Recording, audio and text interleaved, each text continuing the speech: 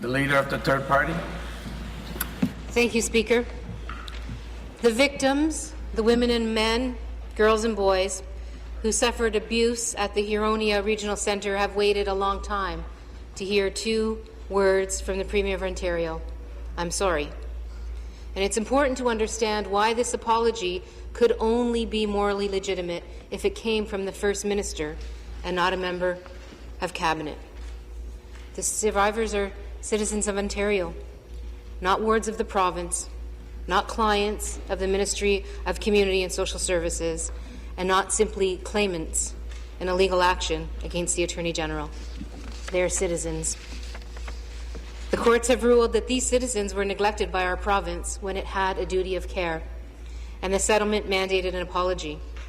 But it was always up to the Premier to dignify that apology.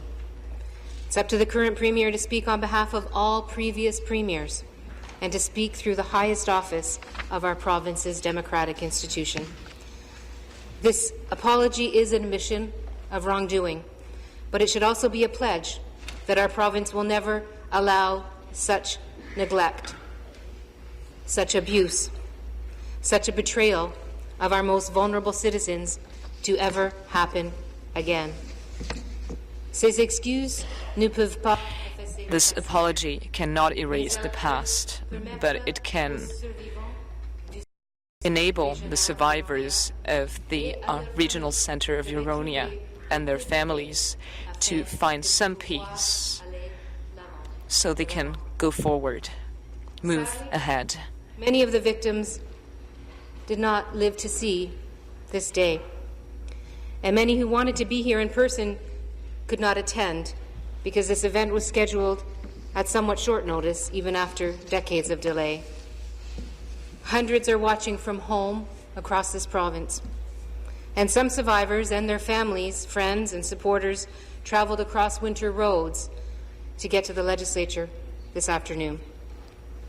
I hope they can take some solace in this apology, and I hope that the Premier will back up her words with actions.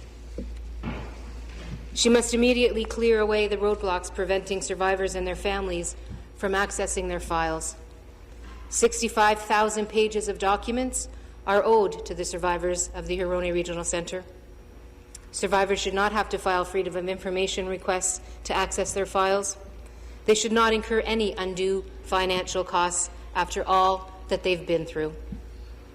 It's not enough for the government to say that the files are lost or that the files are inaccessible.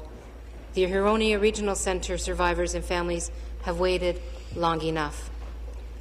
The government must not diminish an apology with excuses. It must do whatever it takes to get the survivors the information that they deserve. We cannot close this dark chapter in Ontario's history until all of the survivors and all of their families are contacted, compensated, and fully informed. So let's leave this historic moment of apology, which the Premier did very, very well in delivering. Let's leave it with open hearts. In fact, let's make it open our hearts. Let's learn from the past, absolutely.